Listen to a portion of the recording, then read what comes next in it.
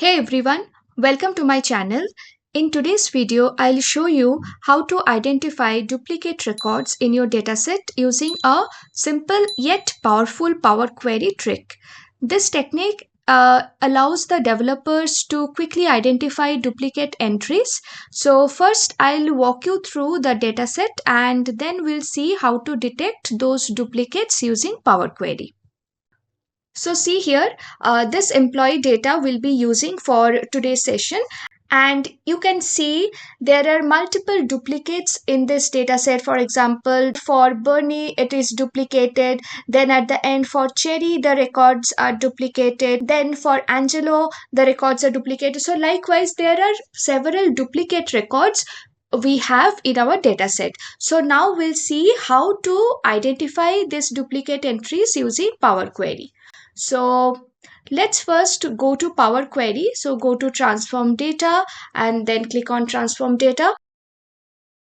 So now what you have to do is go to Transform tab, and here you have this option called Group By. So we'll leverage this Group By option to identify the duplicates. So click on Group By and the Group By window appears. So here you have to go to Advanced and then you have to create the aggregation. So click on Add Aggregation. Let's name it as Count. And here you have to set the operation as all rows. And by default, you will see that first name is already added as the grouping. So if you want, you can add multiple fields as well. So let me add a last name as well and click OK.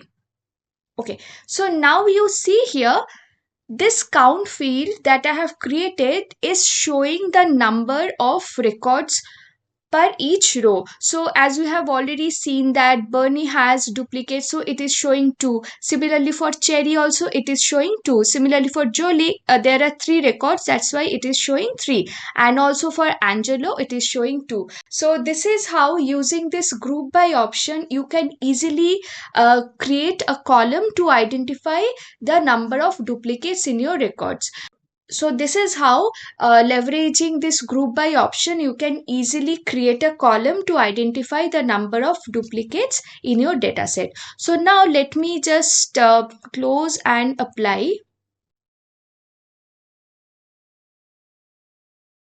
So let me just quickly create a table.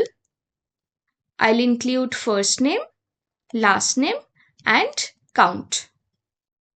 So now using this count column, you can also create another custom column just to classify the duplicate records. So let me just click on new column and let's just name it as duplicate.